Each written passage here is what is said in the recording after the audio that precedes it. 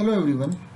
मैं आप लोगों के लिए एक नई लेक्चर सीरीज लेके आया हूं जो कि आर्ट एंड कल्चर से रिलेटेड है। और ये आपका जो यूपीएससी सीएससी जो आईएएस का एग्ज़ाम होता है 2022 उसके लिए, और जो स्टेट पीएससीज होते हैं उसके लिए इम्पॉर्टेंट हो सकता है। तो इसमें बेसिकली मैं जो करंट इवेंट हैं related to art and culture उसको कवर करने वाला हूँ, जो हमारे न्यूज़ में रहे हैं प्रीवियस 1 ईयर में। अभी मैं 6 मंथ का ले रहा हूँ।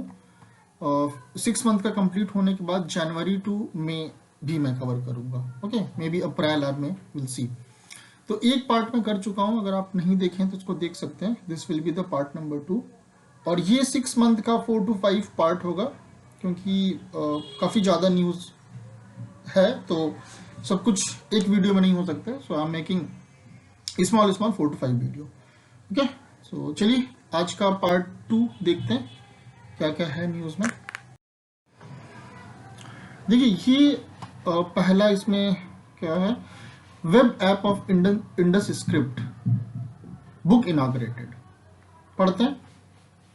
The Indus research centre which is part of the Roja Muthiah research library has launch a web app in script.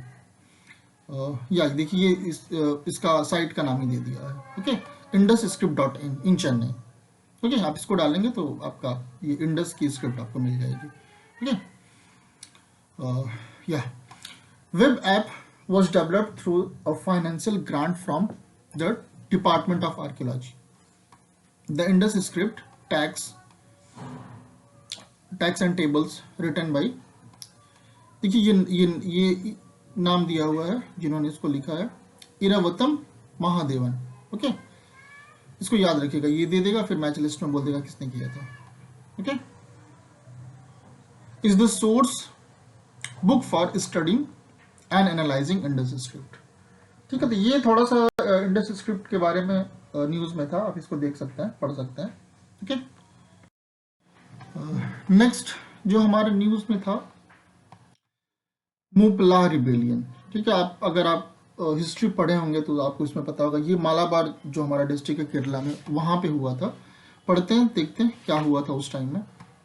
देखिए, मुपला रिबेलियन और मुपला right of 1921 was the culmination of a series of raids by Mapilas Muslim। देखिए Muslims के द्वारा किया गया था of Kerala in the 19th century and 20th century against the British and Hindu landlord in Malabar, northern Kerala। Okay, it was an armed revolt and it was led by, देखिए नाम दिया हुआ है कि किसके द्वारा लीड किया गया था। तो फिर से देखिए मैच लिस्ट में बोल देगा उनके जो भी उसमें इन्वॉल्व होते हैं, और रिबेलियन 3-4 ले लेगा, बोलेगा मैच लिस्ट करने के लिए। तो वो काफ़ी ज़्यादा कंफ्यूजिंग होता है, आप उसको याद कर सकते हैं। तो इसका नाम पढ़ते हैं, अजीब सा नाम दिया हुआ है बट कोई बात नहीं। Wariyam Kunnath, okay, Kunja Ahmed Haji, this was the guy, okay, जो इसमें इससे रिलेटेड है। फाइन, हाजी समथिंग याद रखिएगा, पूरा नहीं याद था, हाजी समथिंग याद रखिएगा।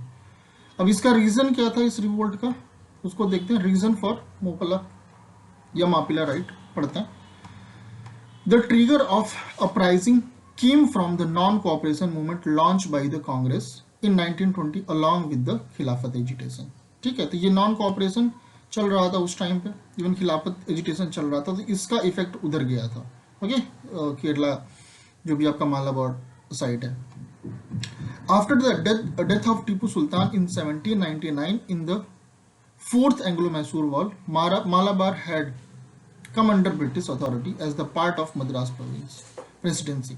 ठीक है, टीपू सुल्तान के मरने के बाद ये जो आपका मालाबार है वो मद्रास प्रेसिडेंसी में आता था और वो ब्रिटिशर्स के हाथ में चला गया था। Okay, the British had introduced new tenancy law that tremendously favored the landlord known as Janmis and instituted a far more exploitative system for peasants than before। ठीक है, तो ये लैंडलॉर्ड्स को काफ़ी ज़्यादा पावर दे दिए थे, ये जो भी ब्रिटिश थे। तो ये जो हमारे पीजेंट्स हुआ करते थे उनका शोषण करना शुरू कर दिए थे ये सब। ठीक है, ये अंग्रेजों का तो काम ही था, चाहे वो कोई भी आप उठा लीजिए, जमींदारी उठा लीजिए, रैयतवारी उठा लीजिए, वॉट एवर, ठीक है, परमानेंट सेटलमेंट, जो भी चीज़ें थी सब में इनका एक्सप्लॉयटेटिव था, क्योंकि इनका जो इंटरेस्ट लेते थे ना, ये काफ़ी ज़्यादा लेते थे, 40% 50%। अब सोचिए किसान है वो 100 किलो पैदा करता है, उसमें 50 किलो अगर दे देगा तो उसके पास बचेगा क्या? ठीक है, तो ये सब काफ़ी ज़्यादा ये सब रीज़न होता था हेजिटेट करने का। ठीक है, नेक्स्ट इसमें क्या बोल रहा है, most of the landlord were, ये देखिए नाम दिया हुआ है, जो हमारे लैंडलॉर्ड हुआ करते थे वो ब्राह्मण्स हुआ करते थे। ओके, नाम मुतीरी ब्राह्मण्स। ठीक है, ये इस ब्राह्मण को ही वो लैंडलॉर्ड बनाते थे, ऐसा नहीं कि किसी को भी बना दिया। Okay, they mostly target to the Brahmins. Okay, और वो फिर जो भी हमारे पीजेंट्स होते थे उनको परेशान करते थे। Well the most of the tenant were Mappila Muslims fuelled by the fiery speech by Muslim sorry religious leaders and anti-British sentiment. The Mapilas launch a violent rebellion. ठीक है, तो ये आपका मॉपिला से रिलेटेड था, आप इसको पढ़ सकते हैं, देख सकते हैं। ठीक है, नहीं पढ़ना है तो जो भी मैं बोल रहा हूँ उसको सुनते जाइए, 2-3 बार सुनते जाइए, आपके दिमाग में जाएगा, वो याद हो जाएगा। ओके, नेक्स्ट जो हमारे न्यूज़ में था, देखिए मादुर मैट्स, ये मादुर मैट्स वेस्ट बंगाल में बनाया जाता है। पढ़ते हैं इसमें क्या क्या दिया हुआ है। मादुर काटी मैट और mat woven in West Bengal from a reed called Madur Kathi और Madur Kathi. Okay, a seed of the family साइपरबीज।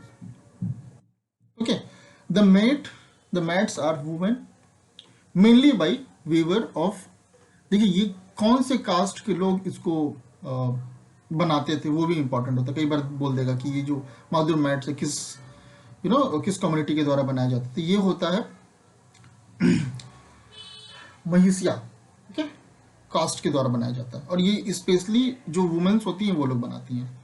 ठीक है, तो आप इसको याद रखिएगा। वेस्ट बंगाल में होता है दिस कास्ट हैंडमेड, ठीक है, ये वुमेन्स के द्वारा बनाया जाता है। बोल देगा वुमेन्स एंड वुमेन्स दोनों बनाते हैं, नो, मेनली वुमेन्स बनाते हैं। Okay, they are made of natural fibre and are non conductive and heat absorbing.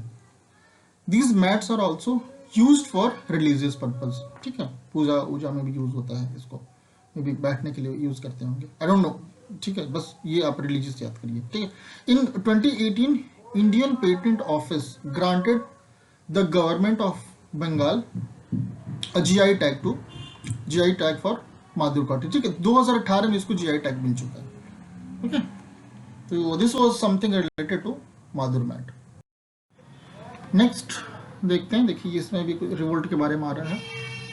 Poonam पारा वैलर रिवोल्ट, देखते हैं क्या है। A report to Indian Council for Historical Research ICHR has suggested dropping communist murders of Punnapra Vayalar and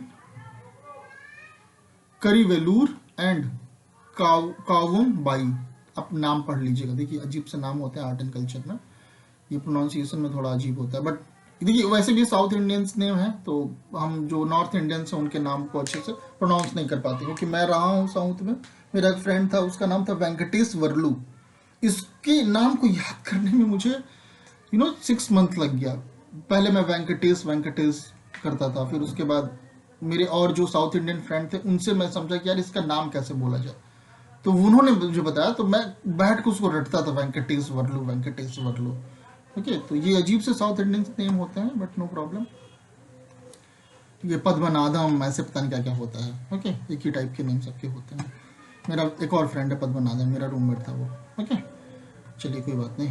तो ये इन तीनों लोग के नाम को ड्रॉप करने की बात की जा रही है इस रिवोल्ट में। Okay, from the list of martyrs of Indian independence struggle. ठीक है, ये कुछ रहा होगा रीजन, देखते हैं क्या है। Poonam Vallier revolt was an organized uprising by working class in the princely state of Travancore directed against the Prime Minister C.P. Ramaswamy Iyer and the state. ठीक है, आगे पढ़ते हैं। The objective of the movement was to overthrow the exploitative divan of Travancore and to liberate working class from the regressive taxation and exploitation. Okay, ठीक है, तो ये चीज़ थी, इतना बहुत ज़्यादा मुझे इंपॉर्टेंट तो नहीं लग रहा है, बट आप इसको देख लीजिएगा. ओके, इसलिए थोड़ा सा दिया. ICHR के बारे में देख लेते हैं. Come into existence in 1972, ICHR was registered under the Society Registration Act 1860. ठीक है, ICHR is an autonomous body of Ministry of Human Research Development. ये चीज़ देखिए काफ़ी इंपॉर्टेंट है. ये हम लोग आर्ट एंड कल्चर में पढ़ रहे हैं तो हमें लगेगा कि ये यार हिस्ट्री से रिलेटेड है, तो you know art and culture, ministry of culture से रिलेटेड होगा ऑटोनॉमस बॉडी की, but no, it is body of HRD.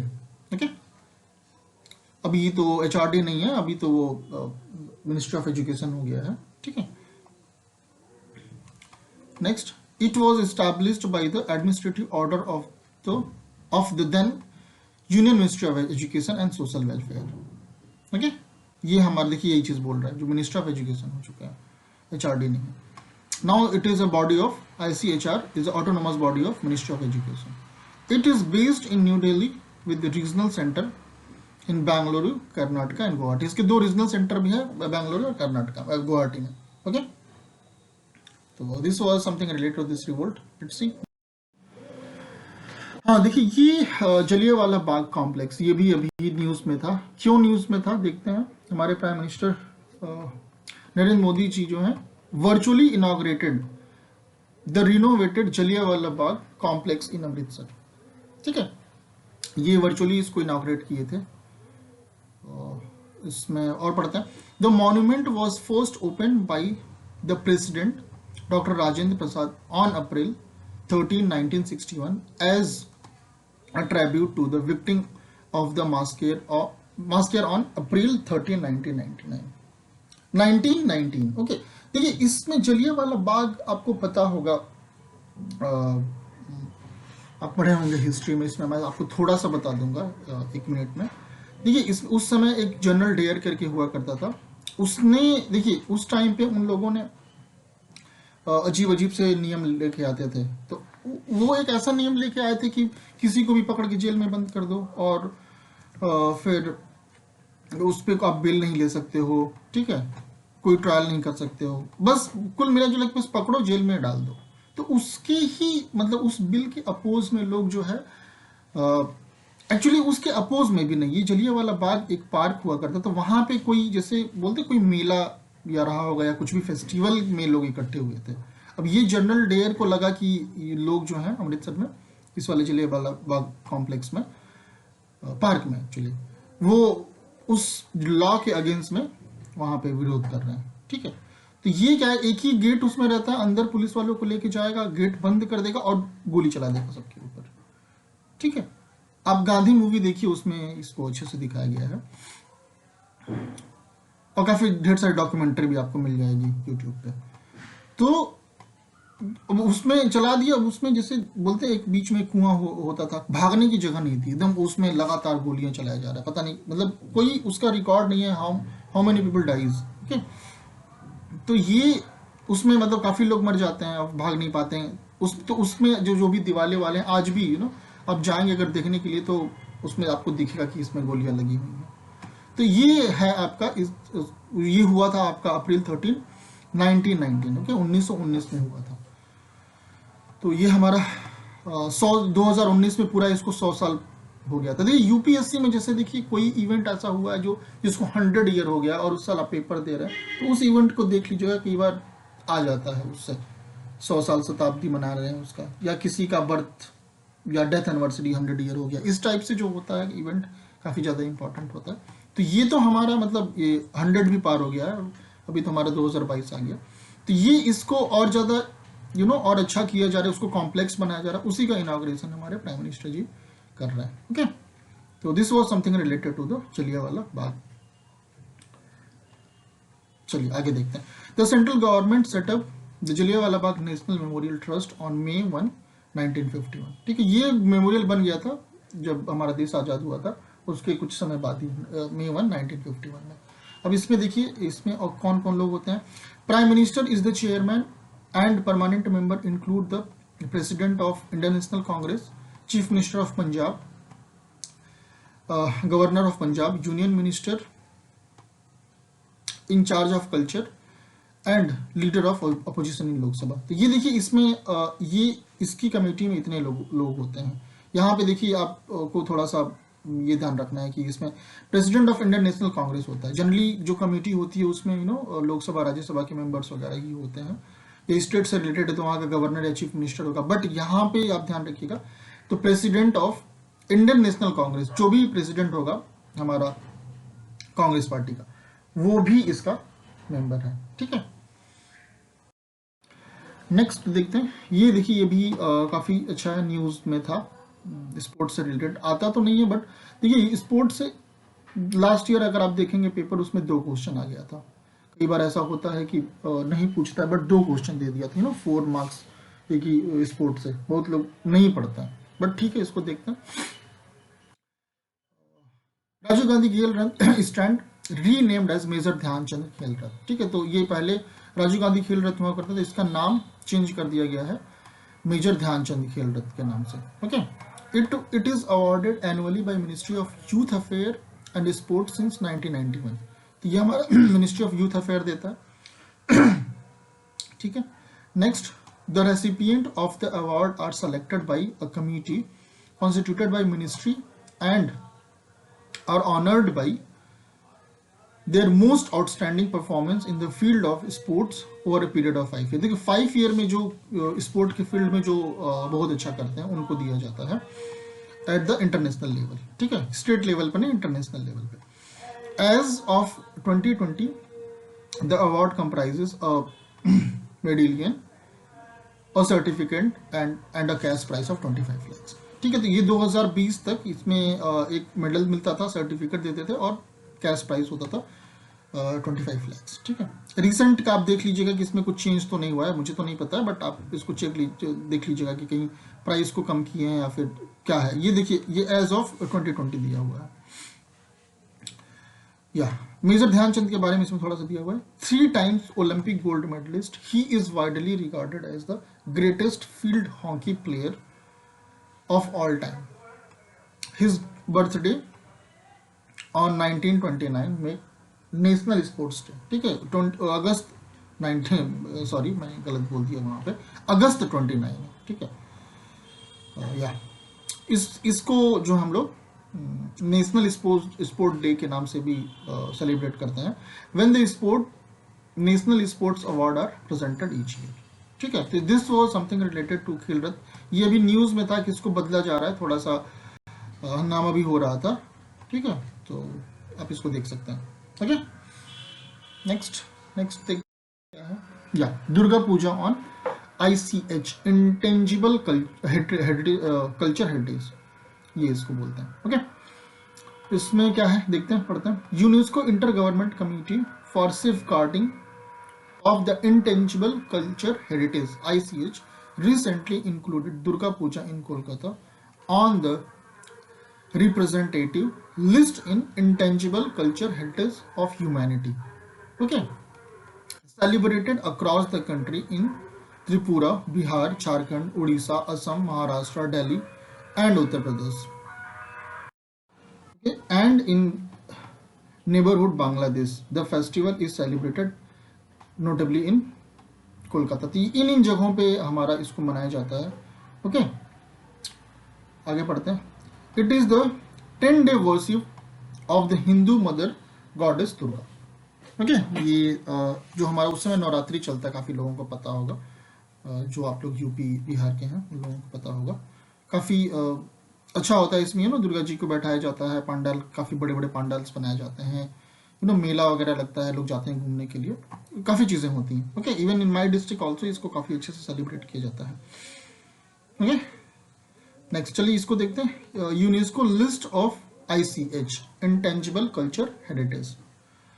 UNESCO establish it's list of ICH इन 2008। अच्छा, ये 2008 में इसको एस्टैब्लिश किया था।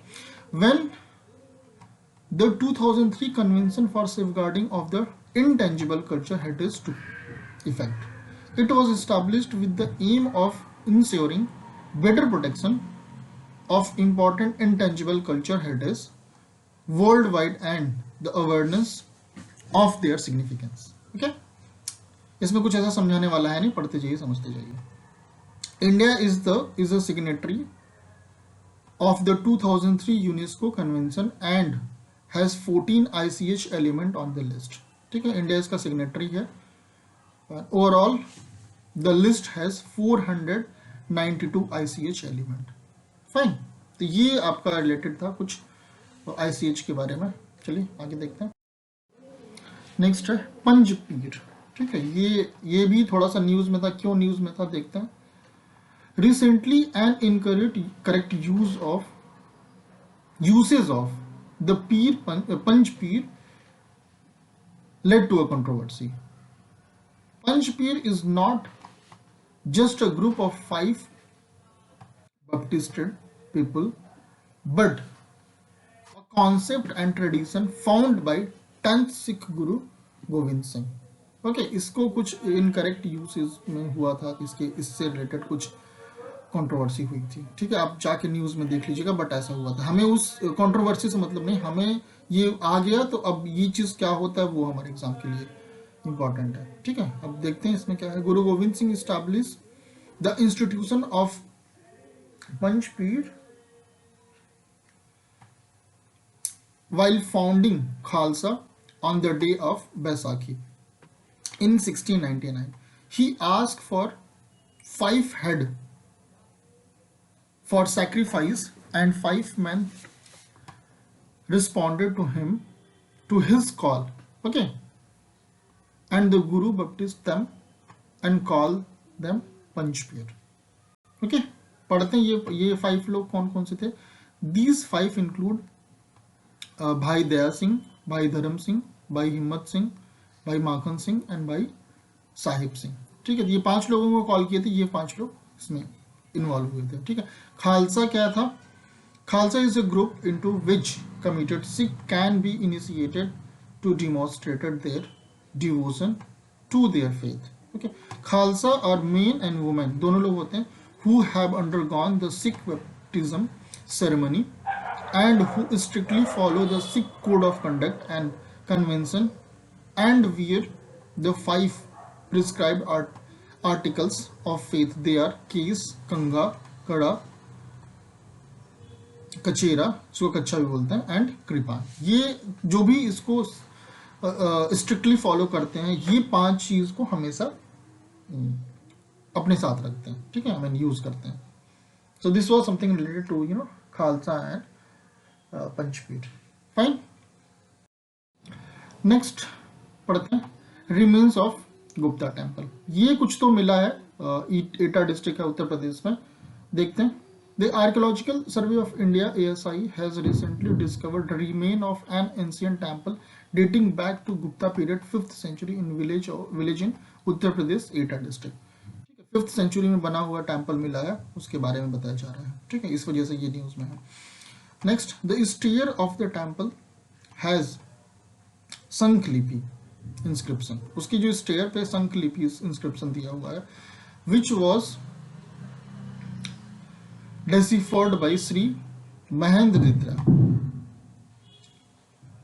विच was the title of Kumara Gupta one. Okay, as per Archaeological Survey of India, the stair led to a structure temple. Guptas were the first to build a structural temple, distinctly different from the ancient rock cut temple. Okay, ये थोड़ा सा different है उससे. The discovery is significant since only 2 other structure temple from the Gupta age has been found so far. Dashavatara temple Deogarh, ये ठीक, ये देवगढ़ में है, और दूसरा आपका है भीतरगांव टेम्पल, ये कानपुर देहात में है. ठीक है, तो जो लोग कानपुर के होंगे उनको पता होगा, जो लोग देवगढ़ के होंगे उनको पता होगा. तो चलिए देखते हैं आगे का. देखते हैं. अब देखिए इसमें ये टर्म आ गया था संखलिपि स्क्रिप्ट क्या है, तो उसके बारे में भी थोड़ा सा देख लेते हैं. संखलिपि और shell script is a term used by a scholar to describe spiral character assumed to be derivative of Brahmi script and look like conch, shell और संख। ठीक है, पढ़ लीजिएगा इसको, जो भी इसमें समझाना क्या है जो है वही चीज को आप पढ़ लीजिए। बोथ संख Lipi and Brahmi are used primarily for names and signature. ठीक है, ये जो है नेम्स और सिग्नेचर के लिए यूज होता था, संख लिपि और ब्राह्मी लिपि। ठीक है, नेक्स्ट इसमें क्या बोल रहा है, the script was discovered in 1836 in Uttarakhand Barahat by James Prinsep.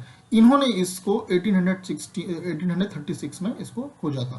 ठीक है, who was the founding editor of the journal of Asiatic Society of Bengal. ठीक है, ये याद रखिएगा, इसमें देखिए इस लाइन में दो तीन इंफॉर्मेशन दिया हुआ है। ये जो थे ये एशियाटिक सोसाइटी ऑफ बंगाल के जो जर्नल होती थी उसके फाउंडिंग एडिटर भी थे। ठीक है, तो ये this was something related to Sankhalipi script. अब देखिए कुमार गुप्ता आ गया था उसमें बीच में, तो कुमार गुप्ता के बारे में भी थोड़ा सा देख लेते हैं। Kumara Gupta was the son of successor of Chandragupta two. Okay, he who was ruled 1455 AD, he was founder of Nalanda university. तो हमारे बिहार में जो नालंदा यूनिवर्सिटी उसके जो फाउंडर हैं वो कुमार गुप्ता बने। ओके, आप इसको याद रखिएगा, फिर से मैच लिस्ट में दे सकता है this thing. Towards the end of his regime a tribe in the Narmada valley, the Pushyamitra rose in the power to threaten the empire। ठीक है, ये इसको थ्रेटन करता था। Okay, he was succeeded by his son स्कंद गुप्ता। ठीक है, तो इसका जो बेटा था स्कंद गुप्ता वो इसका सक्सेसर था। ओके, तो this was something related to the Kumara Gupta.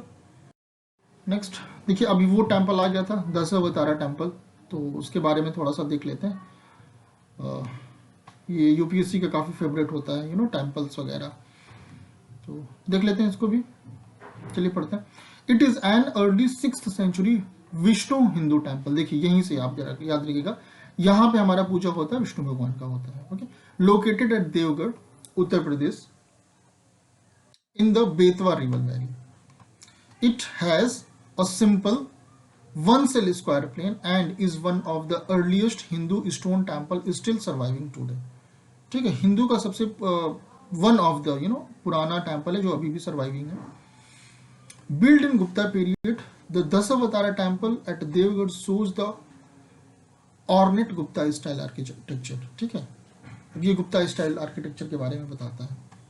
The temple at Deogarh is dedicated to Vishnu but includes in its small footprint image of various gods and goddess such as Shiva, Parvati, Kartikeya, Brahma, Indra, river goddess Ganga and Yamuna, as well as a panel show of 5 Pandavas of Hindu epic Mahabharata. देखिए ये भगवान विष्णु का तो temple है ही, लेकिन आप वहाँ पे जाएंगे तो इनकी भी आपको मूर्ति वहाँ पे मिल जाएगी, जैसे शिव, पार्वती, कार्तिकेय, ब्रह्म, इंद्र, रिवर जो है गंगा, यमुना। ओके, जो हमारे पांडव थे उनका भी आपको थोड़ा सा मिल जाएगा। ठीक है, ये चीज़ यहाँ पे बोल रहे हैं। नेक्स्ट क्या बोले, also cow are secular sense and enormous couple of various histories of, ये सब जरूरत नहीं है इसको। ठीक है, आगे देखते हैं। According to Alexander Lubotsky, this temple was built according to the 3rd khand of the Hindu text Vishnu Dharmottara Purana. ठीक है, इसको आप पढ़ लीजिएगा जो भी है, which describe the design and architecture of the Sarvotbhadra style temple, thus providing a floor for the text and likely temple tradition that exist in ancient text। देखिए ये यहाँ पे इतना जरूरत नहीं इसको पढ़ने का, चूंकि दिया है तो इसलिए पढ़ लेता है। मेन हमारा यही चीज था। ठीक है, किसका पूजा होता है, कहाँ पे है, ओके, किसने बनवाया था, ये सब चीजें ज्यादा, किसके टाइम में था, ये सब था। ये लास्ट लाइन जब दिया हुआ है तो पढ़ ही लेते हैं। The Dashavatara temple is locally known as Sagar Marg, which literally means the temple of the tank, a name to get from the square water pool cut into the rock front. देखिए ये लाइन हो सकता है, इस अगर हमारा किस टेम्पल के लिए होता है, ये जो लाइन है, ये दो लाइन बेकार है हमारे लिए, ये और ये चीज इंपॉर्टेंट हो सकता है, ठीक है। तो ये this was something related to Dashavatara temple. चलिए आगे देखते हैं। अब देखिए आ गया हमारा माउंट हैरिट। माउंट हैरिट क्या है पढ़ते हैं। देखिए union government recently renamed Mount Harriet a historical tourist spot in Andaman and Nicobar island as Mount Manipur. देखिए ये हमारा अंडमान निकोबार में है, ओके। इसको हमारे जो यूनियन गवर्नमेंट है उसको इस नाम से बुलाएंगे माउंट मणिपुर। वही ऐसा क्यों किया जा रहा है पढ़ते हैं। Mount Harriet is the third highest peak in the Andaman and Nicobar Island and serve as the summer headquarter of British Chief Commissioner during British Raj। ठीक है, तो ये उनका बोलते हैं समर हेडक्वार्टर हुआ करता था। और this is the Mount Harriet is the third highest peak of Andaman and Nicobar, okay. It was now renamed to the honour the contribution of Manipur fighter in 1891 Anglo Manipur war. ठीक है, तो ये हमारा एंग्लो मणिपुर वॉर हुआ था, उनको उनके ऑनर में इस जो हमारा जो माउंट हैरिट है उसको बोला जाएगा माउंट मणिपुर, ओके। तो आप इसके ध्यान रखिएगा, ये इसमें पूछ लेगा कि कहाँ पे है, अंडमान एंड निकोबार में है, ठीक है। और नेक्स्ट जो है लास्ट लाइन क्या, the Mount Herriot national park is located near by and is known for its wide variety of birds. ठीक है, तो ये हमारा ये माउंट हैरिट नेशनल पार्क भी है जो कि बर्ड्स के लिए काफी फेमस है, ठीक है। Different type of birds is there.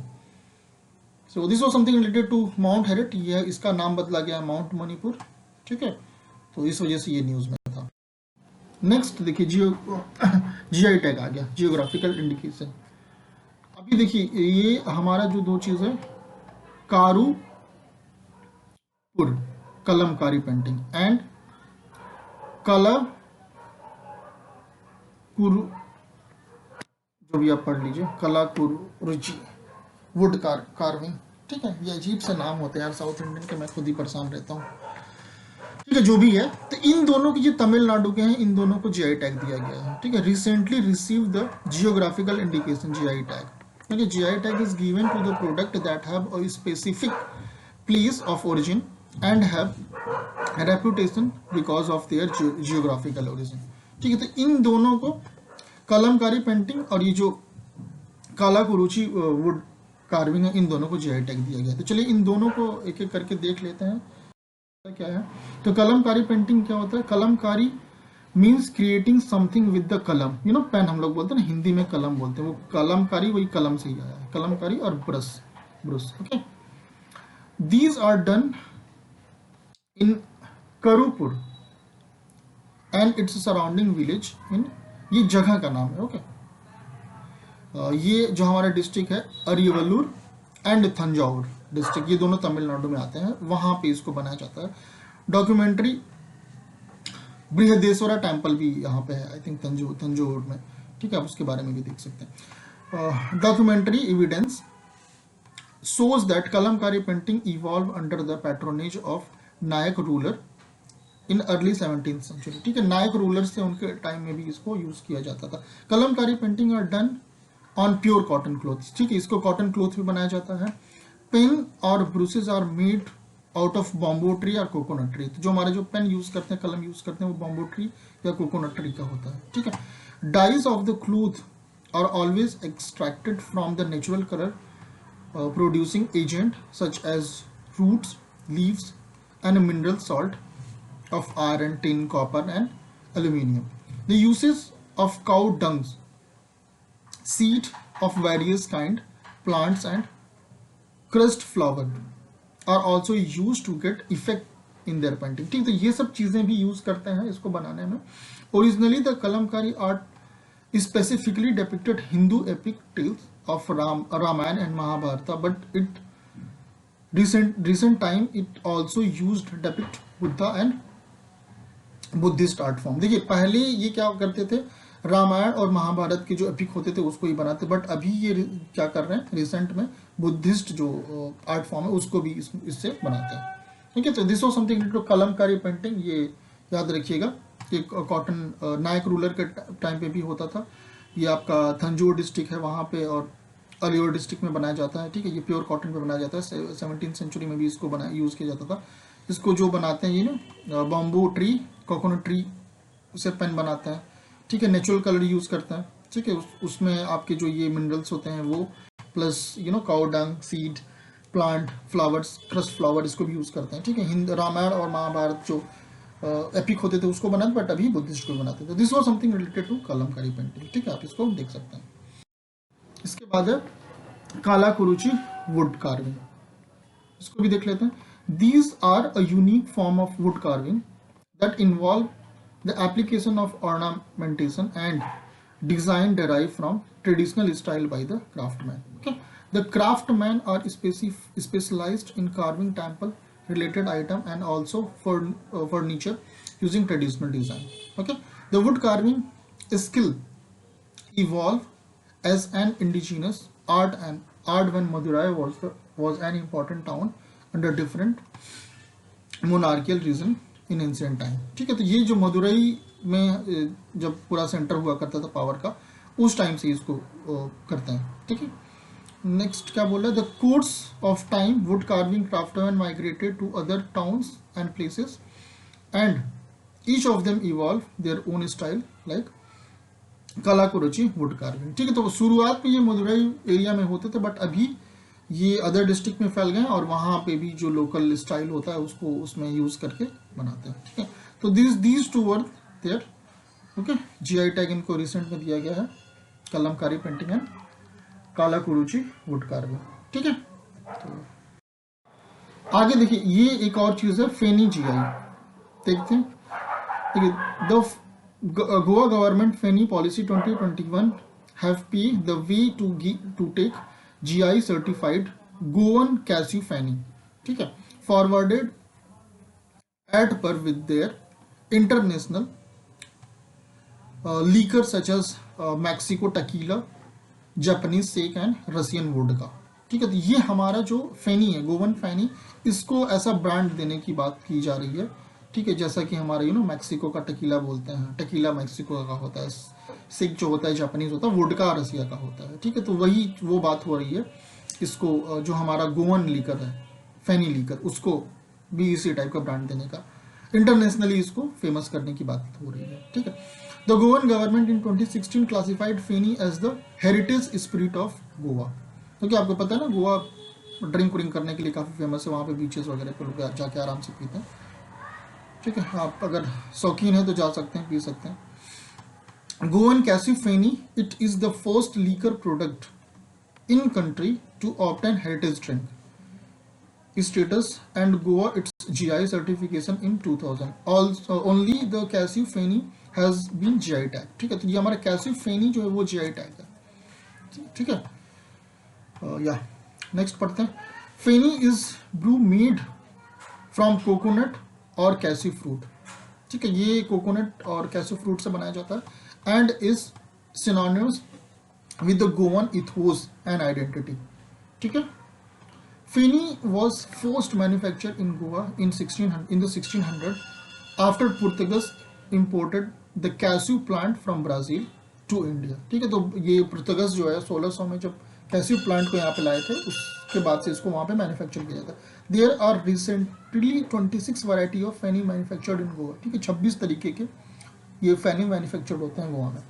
Other GI tag from Goa देखिए, Khola red chilli, Canacona chilli, spicy herbal chilli, ये सब मिला हुआ है, पहले ही मिल चुका है, ये पुराना है। ठीक है, बट हाँ ठीक है, यहाँ पे पढ़ रहे हैं तो देख लेते हैं। माइडोली बनाना और Moira banana and traditionally sweet dish Goan काजू।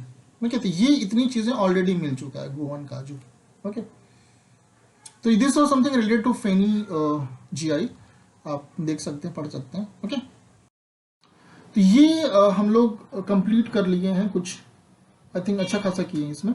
ठीक है, इसी तरीके से अभी 2 से 3 पार्ट आउट आएगा, तो हमारा जो टोटल 6 मंथ का आर्ट एंड कल्चर का करंट अफेयर है, वो कंप्लीट हो जाएगा। और ये आपके एग्जाम में मुझे आशा है कि फ़ायदा करेगा, specially for UPSC, CSC and if you are writing state PSCs. Okay, thank you for listening.